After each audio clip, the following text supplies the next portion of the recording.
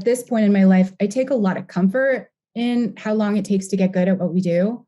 Like, I think both of us are in just areas of the arts where you can't fake it. You can't just, it's not, it's great to have a great singing voice, but we're doing like opera where you have to learn how to do the thing. You can't fake it when people are asking you what the shot list is for the day. Right. You have to learn how to do that. And there's so many aspects to it. And it takes years and years and years. That gives me comfort at this point in my life, that like, I don't want to feel like I'm as good as I'm ever going to be. Like, I was born this kind of writer, and then now I'm just writing it out. That's not a good feeling. I'd rather feel like working hard does something. Let's Shoot with Pete Chatmon is a podcast on directing for anybody that's quite simply ever watched anything. Pete converses with a wide range of fellow directors, writers, actors, showrunners, producers, executives, and more on a journey to determine just what makes a good director and why we'll always need stories.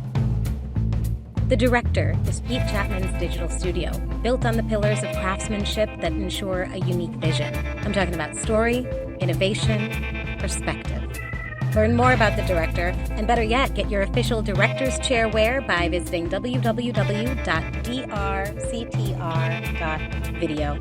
That's drctr.video.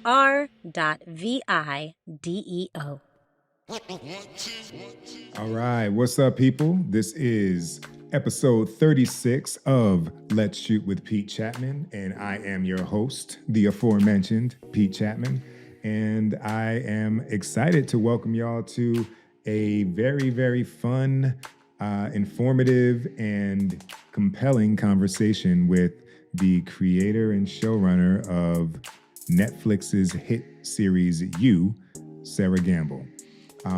We've got that interview coming up. I am going to give you the quick rundown. If you're watching this on video, I'm rocking my Saint sweatshirt from the Wake Me When I'm Free Tupac exhibit down here in LA, in downtown LA. I don't know what kind of Freudian slip that was, but awesome exhibit. If you are able to check it out, check it out. So many cool, I'll call them artifacts of Tupac's life, notebooks with ideas and screenplays and album song track orders and pretty much everything that he worked on in, before his meteoric rise over what's really only a 5 to 6 year period between like worldwide stardom and his murder. And then things in his life as he came to become the man that he was.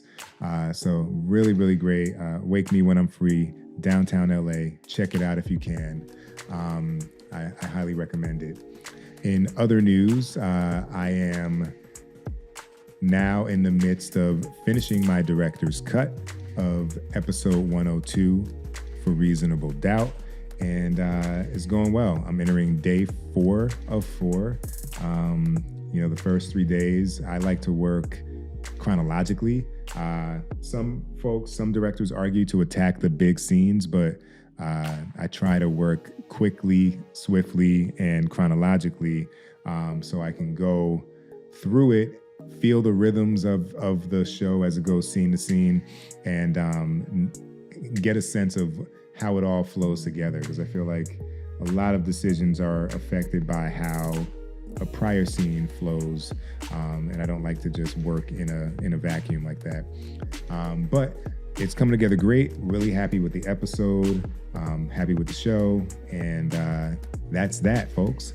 Now, as for our guest today, Sera Gamble, I had the pleasure of working with her on You. Season 3. I directed episode 307 and 308. And I think she affectionately refers to 308 as the crazy one. And if you've seen the show, you'll know why. So I suggest you check it out if you have not. But she's got a really great career. I think that she is a bit of a kindred spirit in a sense of she's a by any means necessary creator. From actor to writer, poetry to screenplays to teleplays. If you look at the course of her career, she was trying to get it going in any way possible. And she did it because she's talented and she was committed. And we talk about that in depth and at length in this conversation. So I hope you enjoy this conversation. Let's hop to episode 36 with Sera Gamble. Let's go. Roll sound. Speed. The interview. Take one. Action. Tell me about Cincinnati. That's where I spent my childhood. It's a nice place when you're a kid and you're just walking around the neighborhood. And I don't know that I would want to, I think it was good that I moved to the coasts when I got a little bit older, but it was a perfectly lovely place when I was like 9. Really good ice cream. Really? And chili, apparently, right? Everyone always says that, but I feel like we never went there. It might have been too weird for my immigrant parents to be like, why is there chili on spaghetti? That might have been what drew the line, because I don't think I ever had it. It is a wild picture. I looked it up and I saw exactly what you're talking about, like chili with cheese on top on a bed of, capellini. I mean, usually when a place has a food like that looks weird to us on the outside, it's usually very delicious. So I'm not dissing it at all. I just don't have experience with it. Right. So you didn't, where were you born? I was born in New York. I was born in the Bronx. And we moved around a little bit when I was a little kid. My dad got a job in Cincinnati. And then we moved again. He got a job he was a professor and a doctor and got a job at Loma Linda University. So we moved to California for high school and I just stayed here from there. Did you say Loma Linda? Mm-hmm. All right. Does that have any kind of creative genesis for Madre Linda in you? Yeah, I mean, probably like tangentially it does, in that I've lived in California for most of my life. And I feel like there are so many little town names that are just Spanish words like that. So. Right. And the pronunciation is honored and in others it is butchered. Right. There is no agreed upon pronunciation for Los Feliz. That's an example of one. Zero. It's like in New York, it's Houston. We've all agreed that it's Houston Street, but in California, you don't know what you're going to get. No. So what was your first kind of, if you remember, whether it was like a story like around a campfire or a family legend or a book that kind of impacted you and made you aware of what a story could do? I love this question. I hope I have a good answer to this question. So my first memory of my life is of sitting in my dad's lap watching TV, and there was a guy with like slightly green skin and pointy ears. So I was kind of doomed to be a genre writer. My dad was a huge Trekkie and into Battlestar Galactica, the original, the OG one. Yeah. And so I would always watch that stuff and like Kung Fu, and he just was a big consumer of like all the fun stuff. So that went in before I even had language. And I had a couple of books of fairy tales that I just remember reading over and over and over again. There was the Grimm's fairy tales, then there was the Hans Christian Andersen fairy tales. Right. And then you get like a little older and it's the Greek myths.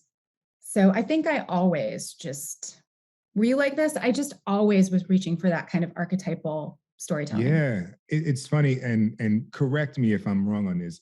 Aesop, what is that person's name? It's one of those. Yeah. So I'm reading that to our daughter, like that's my go-to like thing at night, and I'm like, man, I remember like memorizing these damn things, and taking the lesson from them and figuring like, I'll be ready for life, like when it comes. And then cut to 30 years later, I remember reading the 48 Laws of Power, which I was like, this is kind of just an adult Machiavellian version of Aesop's Fables. So they resonate and help you kind of make sense of the world. Yeah, I think so. That kind of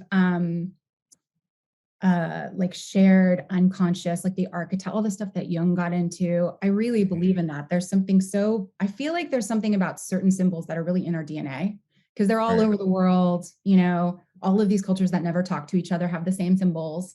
So I Right. just think that's part of being a person. So this is, and I'm kind of hopping around because this is making me want to ask a question. Um, so my first real job out of college, ironically, I sat by the water cooler.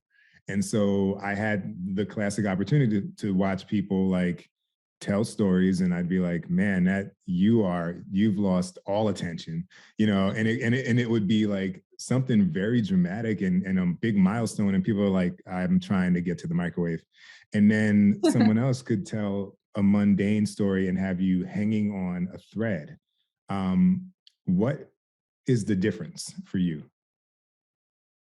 God, I saw so many auditions this morning, and all auditions, as you know, are on Zoom. And so tragically, all the producers are texting their opinion while this poor act.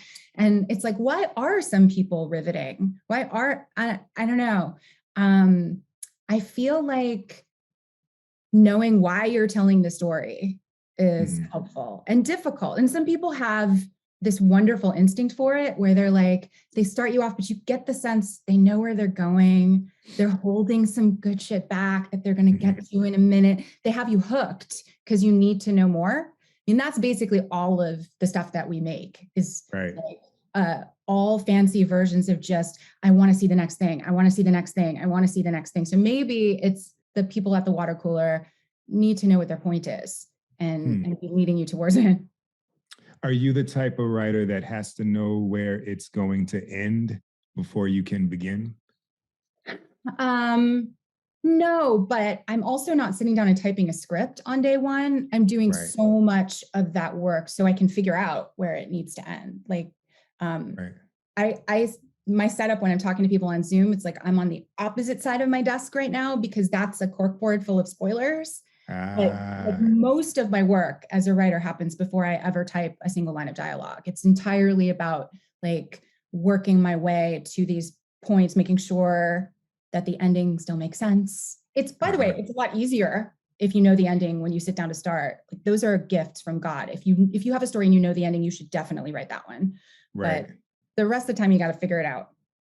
Right. Yeah. It's like, I used to, and I don't fancy myself a writer like you because I do things one at a time. Like I could never like write multiple things at one time. I guess that to me is the distinction between like writer and writer, but I used to not write unless I knew the ending. And now I've found that having done so much storytelling behind the camera, I welcome the challenge of writing myself into a corner and spending days or weeks trying to figure it out. Because if you figure it out, that shit's liable to be pretty awesome. Yeah. I mean, if we always know what we're going to write next, it's because we're in a lane we've seen before. The audience knows too, like they have seen just as much TV as we have seen. They've seen that episode. So stumping yourself is kind of crucial. It just feels awful. And honestly, when I first started writing professionally, when I was in a writer's room, like I was very shocked by that environment because we would be staring at a board. I'd be responsible for the episode and I'd be so stuck. And I was like, I just suck at this job. They're going to fire me. Perhaps I should quit while I can. I remember I had a writing partner at the time. I remember going home to our like shitty rental in Van Nuys and just crying. Like, I don't think I can be a TV writer because I am so stuck. And like cut to all these years later, I am still stuck all the time. I'm just really used to that feeling. It also, by the way, it never feels great. It still feels awful when it happens. It's just so much a part of it that it's like you have to eat, you have to take your vitamins, you have to get stuck. Right, right. So, all right. So let's rewind a little bit. So, how did you go from, absorbing and digesting Star Trek and all these different shows and transitioning into I'm going to pursue it as a at least educationally or as a career? Like, how did that kind of happen for you? Yeah, I was one of those kids who knew she was an artist very young. Like, and I knew I was a writer really young. There was something about language that felt squishy and good. And I would sit in these classes like in grade school, and they would offer a creative writing prompt. And, you know, the vibe is, oh, how many sentences do we have to write? Do we have to write 5 sentences? So I'd like be like, okay, I'll write 5 sentences. And it would be so hard for me not to write 25, you know, it's at the age of 7.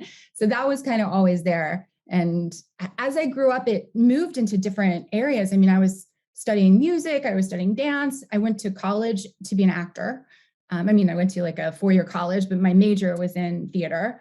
And I had all these roommates who were writers and creative writing majors, and they just fucking hated me because I'd be like, writing is just for me. Maybe it's kind of a fallback. And there they are like, dude, is what we want to do. Like, don't call it a fallback. That's so rude. But I was like a poet. I was very precious about it. Like, I won't sully it with commerce. And then I became an adult and I needed health insurance and a place to live and rent to pay them. And I suddenly was like, maybe this is the path that, you know, maybe buckle down, maybe don't be so precious. So that, I don't know, that part of the story is not super romantic, but just being honest. Well, it's but so was there a moment or was there a pivot from like acting to writing, or did it just kind of happen? Well, I think, you know, if you talk to a lot of, I mean, first of all, a lot of writers are also actors. I mean, I think everything, like the lines are slightly fake between the things that we do. But a lot of us just weren't seeing roles that we were right for. And I wasn't quite right for the roles I was going out for. And the stuff I wanted to do wasn't being written for me. It was being written for 35-year-old men. And so I started writing stuff to perform. I did a play with a bunch of performers who were also writers. And that led to me meeting someone who wanted to write more. That's how Rael Tucker, who's also a successful showrunner. And we just were like, let's write a screenplay. And then let's write another screenplay. And a moment did come. I mean, I was in my very early 20s when this was happening. There was a moment where I realized I had to just commit, that sitting kind of in between these two things where I kind of was putting my focus on auditioning, and I kind of, it's like at that moment I had to pick a lane because there's so much work and hustle that goes into breaking in. And at that point I was like, okay, I'm going to put all of my energy and time and get up at the same time every morning and just write every day, and then figure out how to do the, like, figure out how to, like, how do you get from that to an agent? I had no idea, you know, but I would figure it out. But and that was mid-20s, huh? Yeah. That's a very astute decision, you know, to make at that point, because a lot of times, I mean, well, I mean, I don't know. I'm waffling on what I was about to say, because I guess most people who end up where you end up are wired like that, right? Like, I don't think you fall into success. You kind of have the levers and you just are waiting to find where you want to turn the knobs, you know, to them. So that's interesting that you knew, like, there's a rhythm and there's a process to it, and I'm just gonna wake up and get better with my 10,000 hours, you know. I think the 10,000 hours thing is completely real. I think I didn't know what it was at the time, but I mean, I had been working since before it was legal for me to work. You know, I had always had a job. My parents were pretty old school immigrants, political refugees, really big on like education, but also you can't really shake the trauma of what if it doesn't, you know, the world's not safe for us. And so they certainly weren't going to pay for everything if I wanted to study acting. They were like, you know, my dad was very clear. He's like, first of all, don't call yourself an artist until you have really figured out how to do it. Like, you don't just get to call yourself an art. I mean, I don't know if I actually agree with him, but that's what he told me. Like, people call themselves artists who have studied it and mastered it. And also, if you want a hard life for yourself, then you can have it, but you have to start now. Like, if you want to go to, like, we're not paying for everything. So I was, you know, I was already in that mindset. I had been flipping burgers since the day I turned 16. And so, you know, by the time I was 22, I didn't feel young. I felt like I better hurry up, you know? Right. I love it. But that's a true thing. I mean, that's an interesting point of view too. Like you're not an artist until you do it, because some might argue you have to claim it to get there, right? But it's kind of like whatever drives whatever, puts gas in the engine. Yeah. Yeah, I think so. I mean, I don't think I would be that harsh if somebody were talking about it with me, but I also I take a lot of comfort in how long it takes to get good at what we do. Like, I think both of us are in just areas of the arts where you can't fake it. You can't just, it's not, it's great to have a great singing voice, but we're doing like opera where you have to learn how to do the thing. You can't fake it when people are asking you what the shot list is for the day. Right. You have to learn how to do that. And there's so many aspects to it. And it takes years and years and years. That gives me comfort at this point in my life, that like, I don't want to feel like I'm as good as I'm ever going to be. Like I was born this kind of writer, and then now I'm just writing it out. That's not a good feeling. I'd rather feel like working hard does something. It does everything. And then as you gain more life experience, right, you get because I always say, like, you could have the best shot list in the world, but if you can't like gauge the people in the room or recognize like you have to have a different method or tactic or style with, like you could talk to one actor and then literally turn 44 degrees and have to be a different person. And both of those are you, but they're definitely both going to be required to get the scene that you wrote for me to direct, And the older you get, the more you recognize that it's kind of talent is but a portion of it, It sort of just opens the door a crack, but I think it's so great that it all and now you're a producing director right now, right? So you're on a show full time. It's like, we might not always like the producing side. I don't always love how much of my day is spent like chipping away at a board of scripts, but I was never the same writer again once I learned that part of it. And, going to post is really time consuming. And sometimes it's so frustrating. I'm like burying my head in the pillows of the couch, but I never wrote a scene again the same way after I saw what I had to do to it in post. Right. So it's like all of it adds, there's so many aspects, so many layers to what makes you good over time. Spot on. Yep. So 2003 project Greenlight. Yep. And so you've made the decision to focus on writing starting every day at 4 a.m. And it was 10 a.m. and then you're moving toward that. What made you decide to pursue that? And how do you look back on that experience? 2003 sounds like so long ago now. Okay, so like we started our date around 10, and sometimes I hadn't slept the night before. I'm not saying my shit was together. It really wasn't. It really wasn't. It was like, it doesn't matter if you slept or not. Like you can fuck up the rest of your life, but you do have to do this thing, Right. So Rael and I were just like chipping away in the living room of this house, and we had written, 3 or 4 features. I didn't really know much about TV writing. I didn't know it was something to aim for. I didn't understand that side of the business at all, but I did know features, and I had grown up like loving 90s indie movies and wanted to write those, like wanted to be Charlie Kaufman, basically. And what happened was one day I was just out in the world and ran into this very nice guy named Marshall Todd, who at that time had recently written Barbershop. And he was like, I'm a writer. I wrote Barbershop. And I was like, can I pick your brain? Which is the thing that now, like we all get that so much, but he was so kind. Right. And he gave me just some advice, some books to read. I was like, I never went to school for this. What am I missing? He's like, he wrote down the books to read. He suggested entering. What books were they? I'm curious. It's the classics. Sid Field, of course. I don't think he suggested Robert McKee, and I don't think it's that helpful when you're first learning to write a screenplay, to be honest. I mean, it's a great book, story by Robert McKee, but I wouldn't recommend it at first. Maybe like Save the Cat, just the real classics. He was like, if you read Sid Field, I think it's just called Screenplay. Screenwriting, right? Yeah, something like that. It's like, it just tells you what has to happen on every page. Yeah.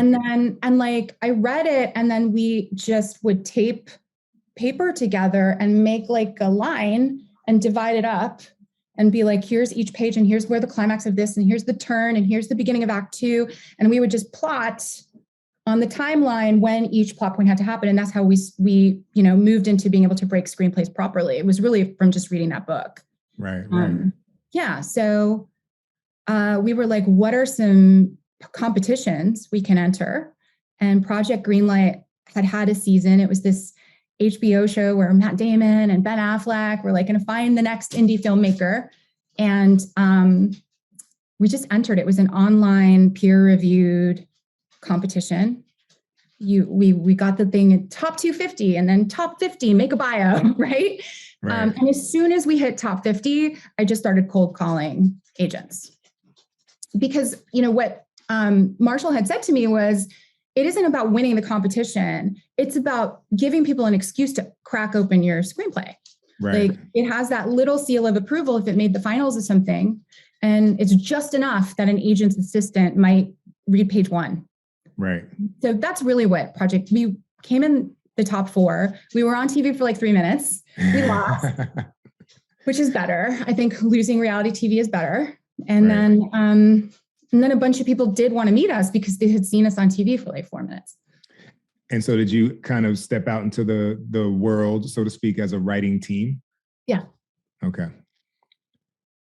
And focused on features? We were, just for like a second, the agent that ended it. So, what ended up happening was this agent was like, I'll read it for them. Sure. And then like take them to coffee and give them advice. It's this very non-committal thing, but her name was Sue Nagel. She's not an agent anymore. She like ran HBO. Now she's a producer. And she liked the script so much that she called us and she's like, actually, I want to represent you. And that was like, I still get like a little bubbly thrill when I think about that day because it was so life-changing. Right. She was at that time a TV agent, like a really great TV agent. And she said, if you want to see your stuff get made, like this year, if you want to like actually experience production and have a steady job with income that you can count on, you need to be on the TV side. So here's what you do. You write all of these specs of different kinds. And then there will be a staffing season because way back in 2004, that's what it was. And then when she said, when the stars align, then you'll get on a staff. So that's how that happened. And so that led to your first job, which was on Eyes on ABC.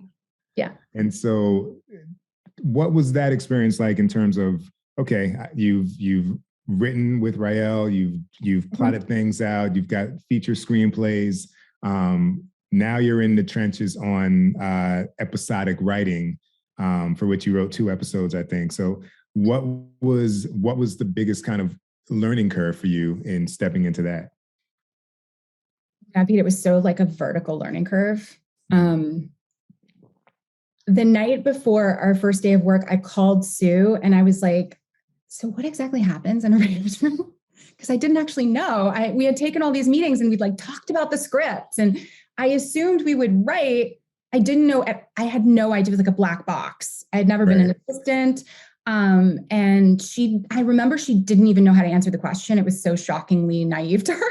So so we're there on the first day and there's all these writers who know the etiquette, who understand the business, who have talked in this way before. And my first day was like, by hour 2, I really had to pee and no one else was leaving the room. And I was afraid that I couldn't get up to pee because nobody else was getting up to pee. So all I remember is needing to pee. Something about they had professional bladders. Everything was different, And I was like, I don't know. Are they going to get mad if I like get up and leave? Everyone keeps talking. And so everything was new, like how to pitch, how to listen, how to tackle a problem, how to get along with your coworker. And there's, not to mention, there is a hierarchy in television writing. Yes. And I gotta say there was a lot of luck involved in, like, I'm working for John McNamara, who've gone on to write with a lot. He's a dear friend now, but he was very egalitarian, truly, in the room. And I think he also kind of enjoyed people trying to swing above their weight you know? So some of it was, I think, naively, Rael and I were talking more than any staff writers anybody had ever seen in a writer's room, because we were just looking at the people who were pitching and we were doing what they did, but they were like co-EPs. So we talked as much, you know, I remember at one point, one of the guys on the staff was like, I've never seen a staff writer act like you. And probably like, as with so many times in my life, he was saying, you should keep it down. But I was like, I don't know. I like, it felt so high stakes. I wanted to be like perfect and do an amazing job every day. And so I erred on the side of really, really pushing, I think. I often marvel at the fact that like I laugh at what you're saying, because like, I remember my first concept meeting, I was like, oh, should I not be saying shit? Because I had a question, I had an answer for everything. And I'm like, never mind. Okay.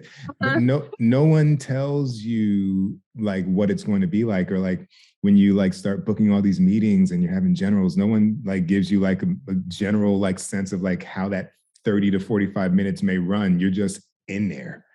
And I think that's the book. You know, like to know what you're walking into there might keep some people in the industry. I mean, it is a really varsity situation to try to guess, which is like why it's great that you do this podcast and you wrote your book. And it's why I do Q&As and things on social media as well. Ask me anything. A little bit, because like the people I'm rooting for the most know the least.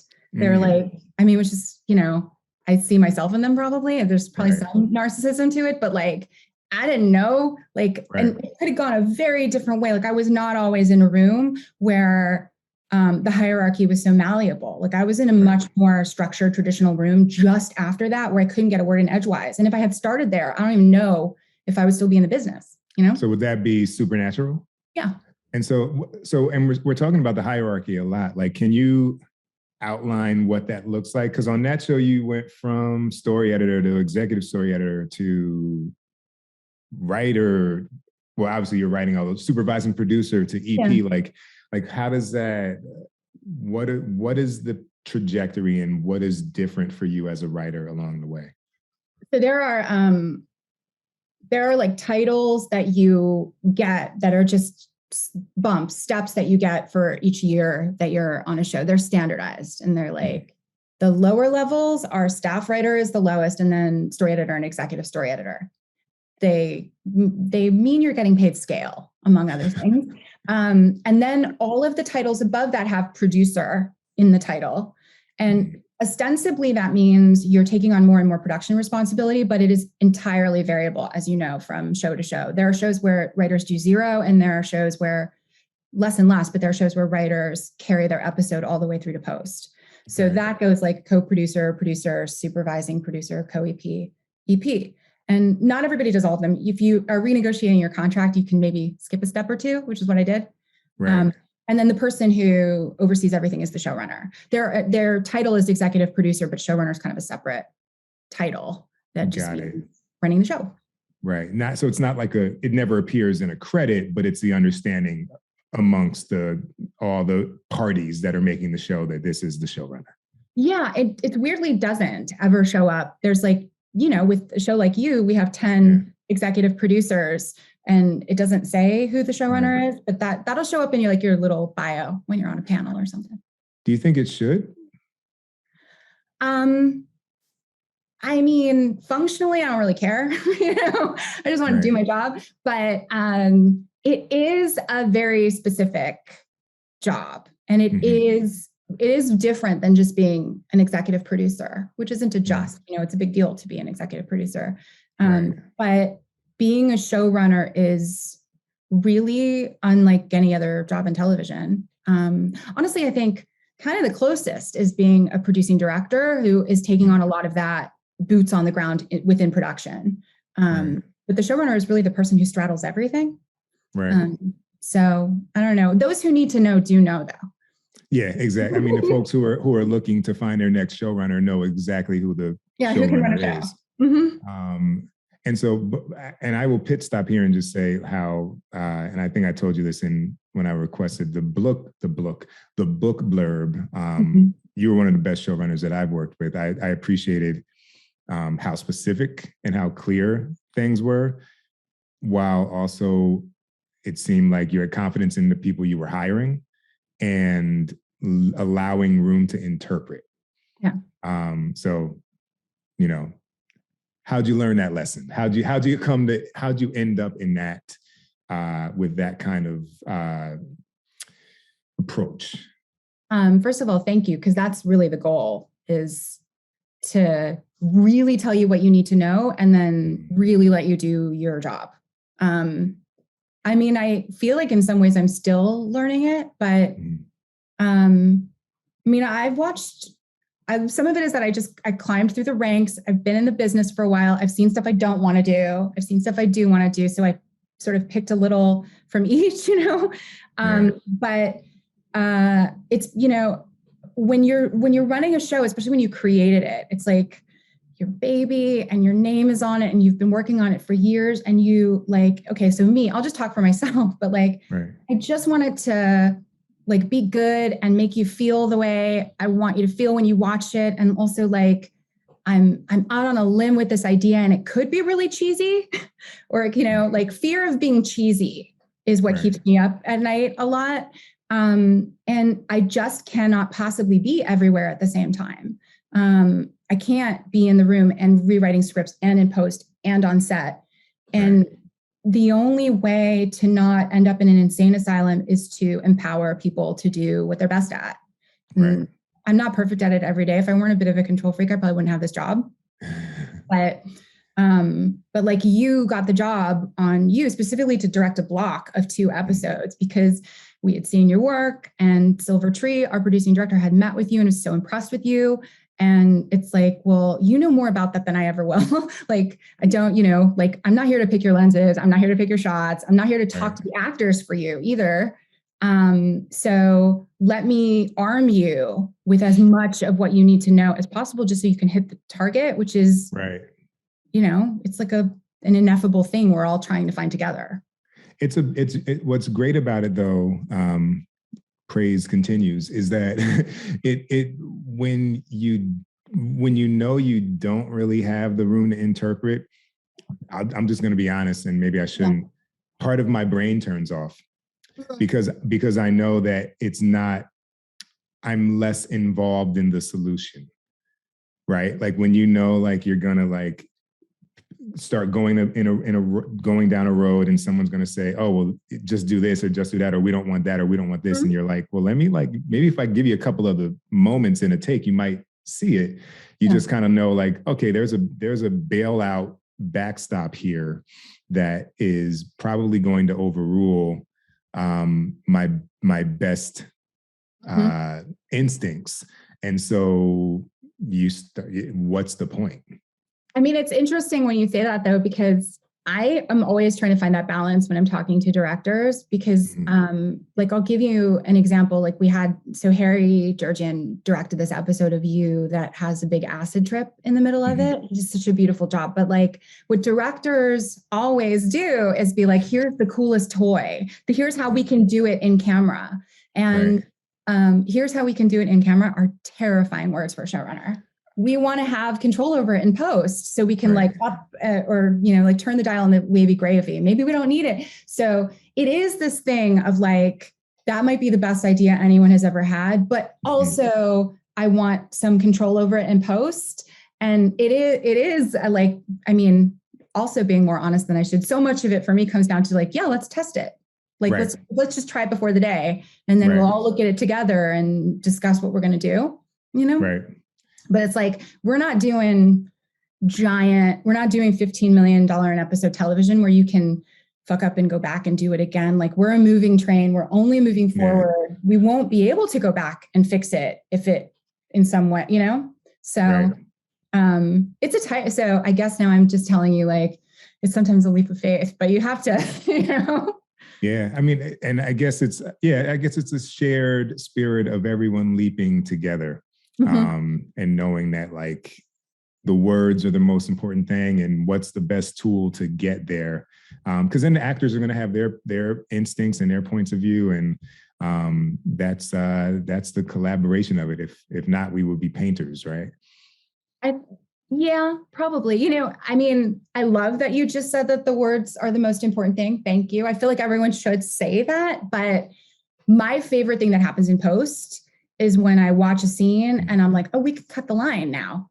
Because it's so beautifully acted. It's so beautifully captured. You said so much with the shot. Oh, we don't need that line. Right. Sometimes it takes being really respectful of the script, which is trying to tell you like what the beat is about, but then you get it and you get the emotion, and then we can just like let go of all the blah, blah, blah, blah, blah, So, right. Yeah. This is Keith Powell. I'm a writer, director, and actor, and you're listening to Let's Shoot with Pete Chatmon.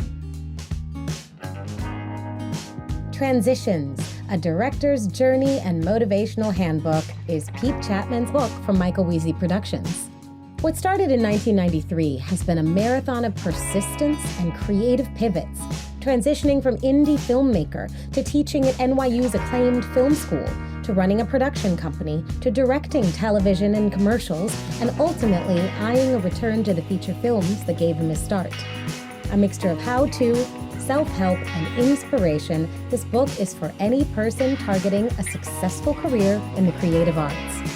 Transitions, a director's journey and motivational handbook from Michael Weezy Productions.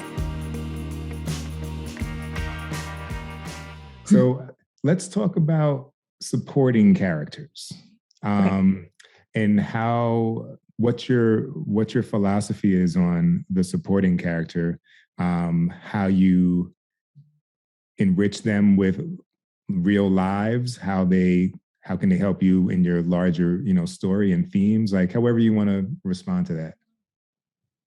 I think on a technical level, it's always good when you're writing a script to just do a pass. I do lots of individual passes through a script when I'm doing different drafts. I'll do like a dedicated read through it just for one thing. And I'll do that for each character so that I can see if their arc is clean, and also, are they a real character or are they just there to like laugh at their best friend's jokes? So I sort of try to take a pass through and treat each of them as the star of their own movie.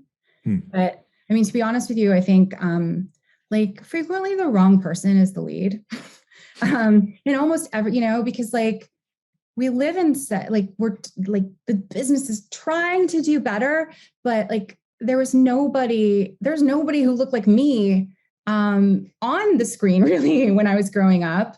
There weren't very many people that looked like you either. And I like entirely came of age in an era where the Black person was always the best friend, like never, ever the person that all the big stuff was happening to and that they were making the big stuff happen. Right. So like my real goal is to completely flip it.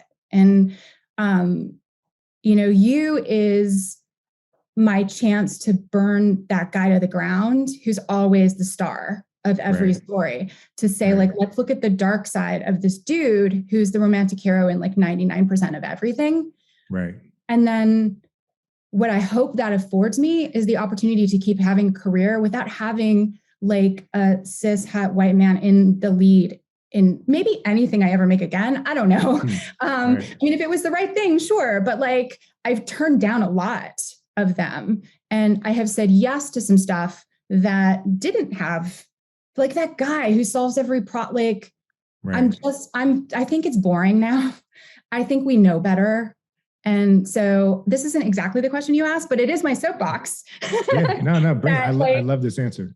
Yeah. I mean, when I was writing The Magicians, which is a show that went on for 5 seasons and the ensemble became more and more and more central, that also was a show where like that guy, basically depressed American Harry Potter in graduate school, was the number one on the call sheet, but he was surrounded by this very inclusive group of characters. And as time went on, not only did we get to tell really deep stories with each of them, but we started to get very meta with it. There are episodes that are kind of about the idea of a sidekick character, and episodes that follow those characters and tell their stories instead, so that you can see what the story was really about.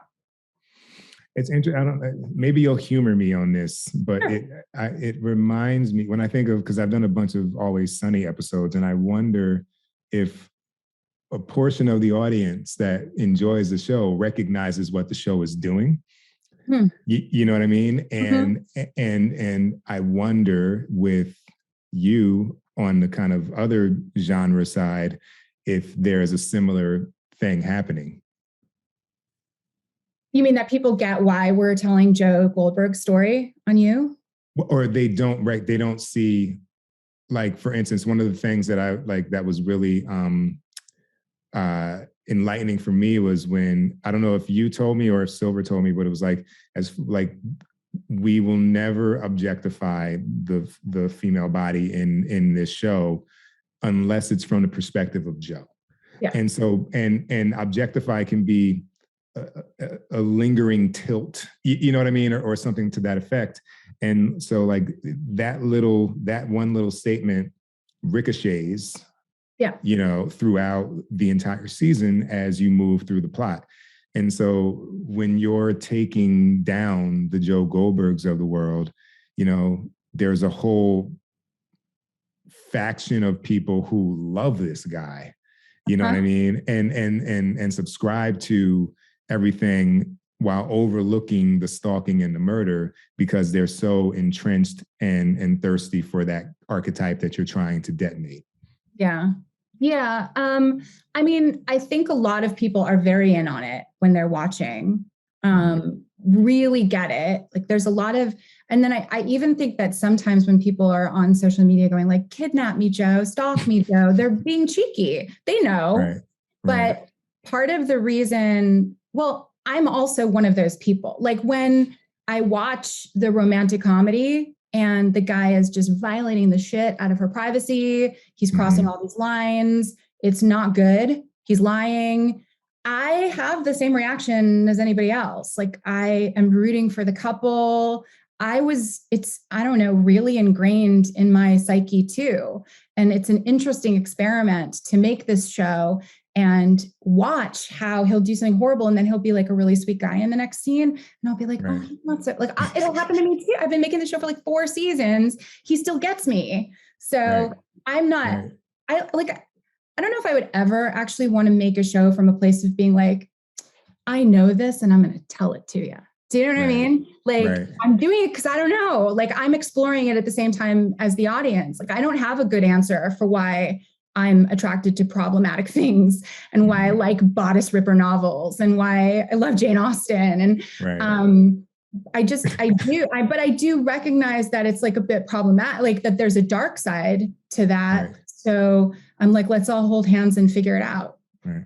Well, you know, we're complicated people and, you know, and I mean, and that's a thing, like even in hip hop, you know, like there's things that I love that I grew up on that I listen to and I'm like,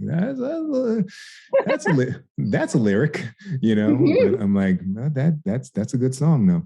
So, you know, we've got work to do. I mean, if you're going to tell the truth, it's not always going to be cute also, you know? So this is true. Yeah, that would also be boring it's kind of the same thing. Like, I don't really want to do the perfect version of anything. To that end, do you feel with like, I hate these generic terms, but I'll use it with, I hate that I'm even about to say it because I'm going to say it, but I don't believe in it as it's worded. But this idea of cancel culture and basically like, you know, the various hives that exist, you know, from Beyonce to, you know, whoever, does any of that affect how you approach, you know, a season or a storyline? I just looked over because my dog is making noise on the couch. Can you hear him? Do you hear him like biting the couch? Hey, I hear a little bit. Yeah. Chill it out. We're talking. Okay. That's it. That dog's got to live too. Yeah. Okay. So the question was, ask me the question one more time.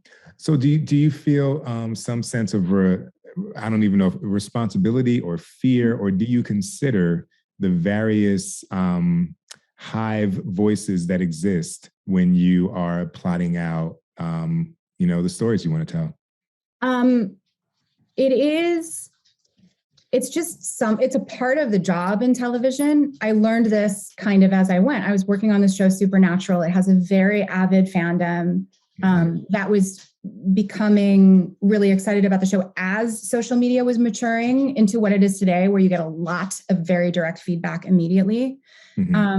So it kind of is what it is. I mean, it's part of TV, and you have to figure out how much you're going to let in. Like as time has gone on, I've tried to just put limits around what I even consume, because you can't really push it out of your head once it's in your head.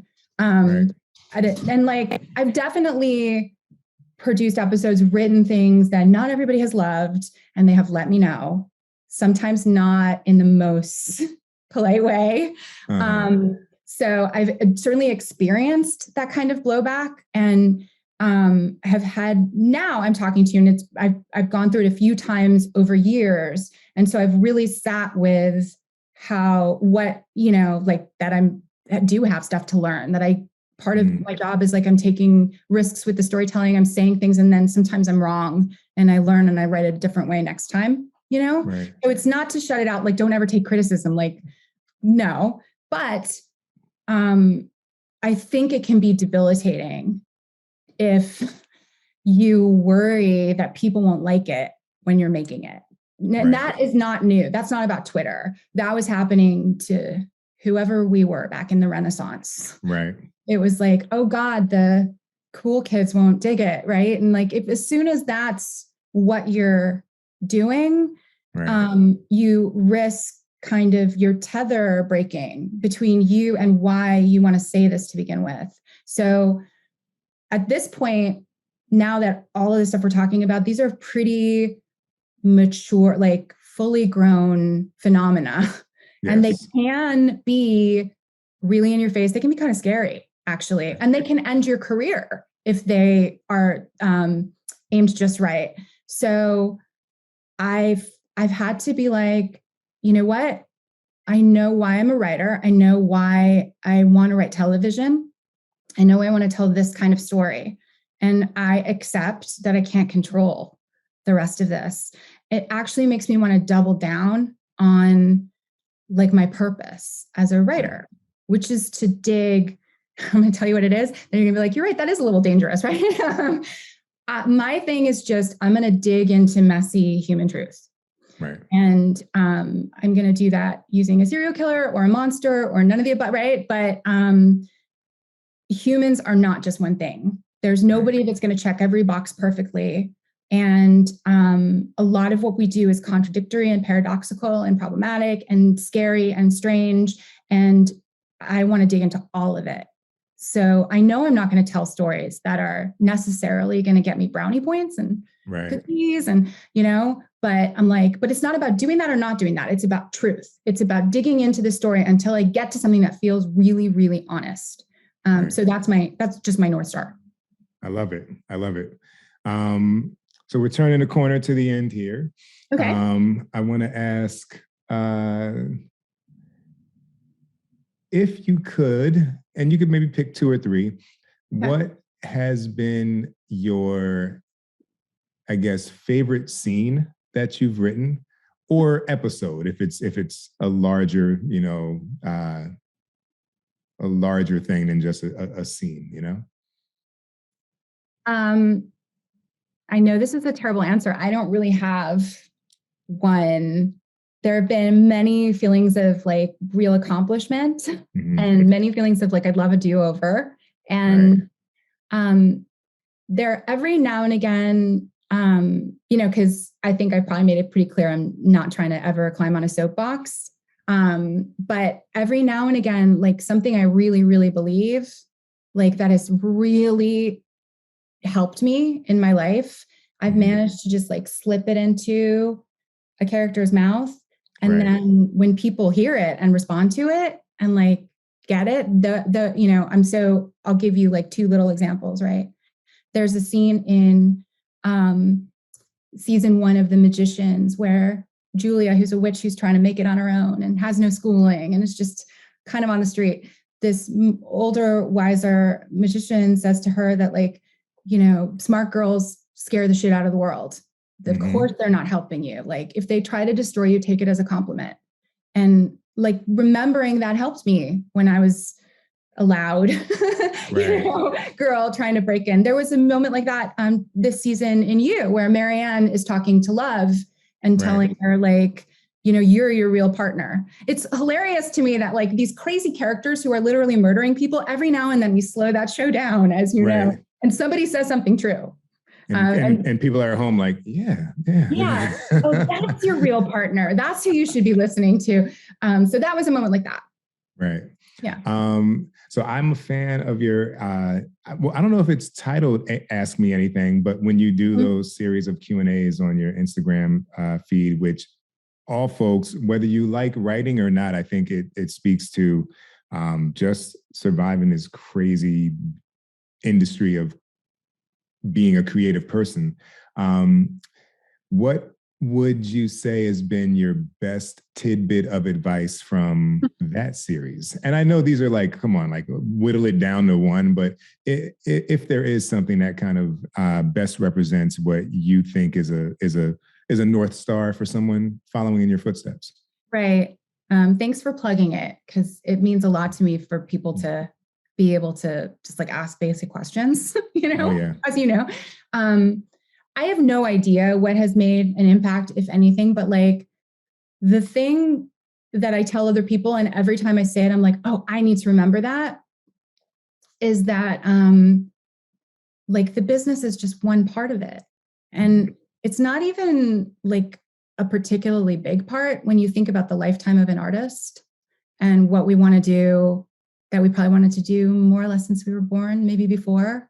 That like, you know, like we can't even really imagine what we'll be able to do as artists when we're 70 if we keep doing this all the time. So I like to remind people that the business is a thing. There are rewards and fun things about it and lots of money if you can get in there, but there's a lot about it that's not in your control. And when people say, I'm worried it's not fair, it's not fucking fair. It's totally not fair.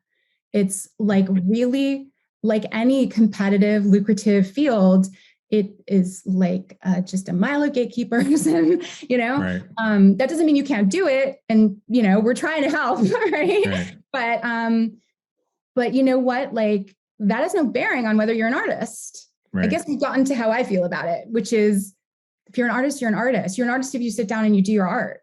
And don't let the yeses and nos of people who have whatever motive that may or not have anything to do with you interfere with your self-concept as somebody who's on this planet, among other reasons, to make your art. Right. That's so true. And the idea of like, you know, if I take the assist, I remember looking at, you know, my meeting tour before I got a job. I probably had 250 meetings, like literally I kept a spreadsheet.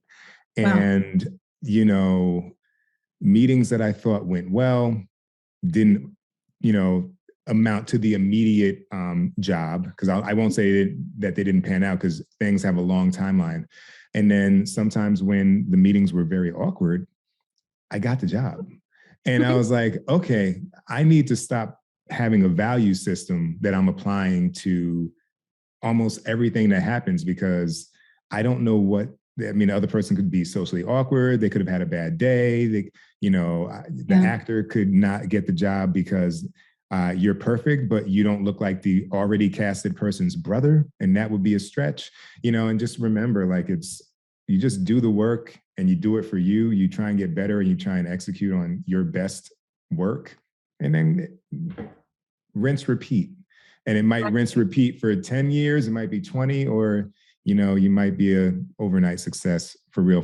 But my final question, and I really want to hear what you have to say on this, is, so when you think of your personal journey, and if someone were to tell your story, it's a multi-part question. What medium would it be? Could be film, web series, TV show, whatever. What genre? Who is starring as Sera? And who is directing it? Oh my God, I love this question so much. I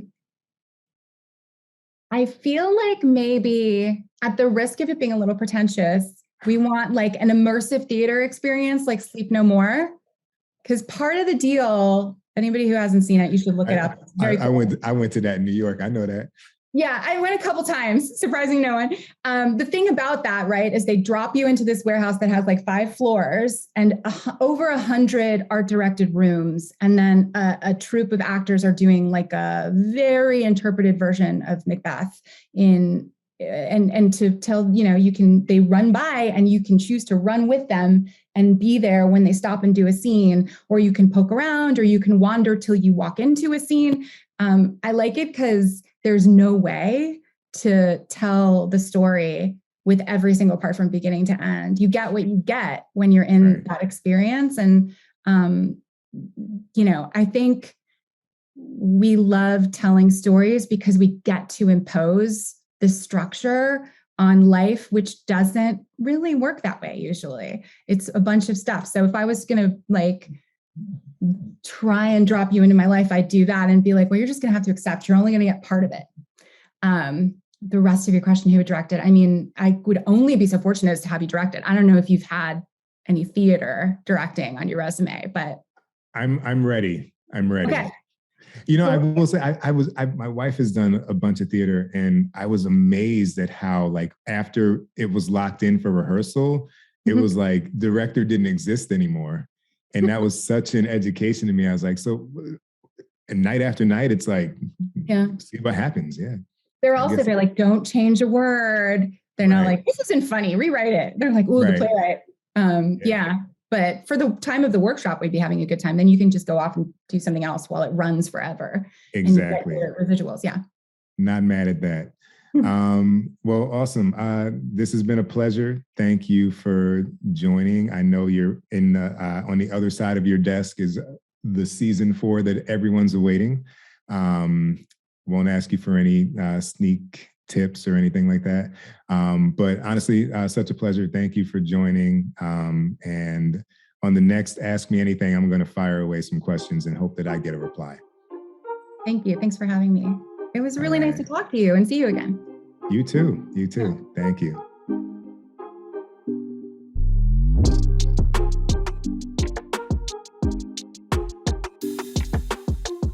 What's up, people? This is Pete Chatmon. Follow me on Instagram and on Twitter via @PeteChatmon. Follow the pod on Facebook on our Let's Shoot with Pete Chatmon official page, and hit up our mailbag with questions, suggestions, or donations if you're feeling like it via Let's Shoot with Pete Chatmon @gmail.com. And just in case you need to know how to spell it, that's Pete with the last name Chatmon.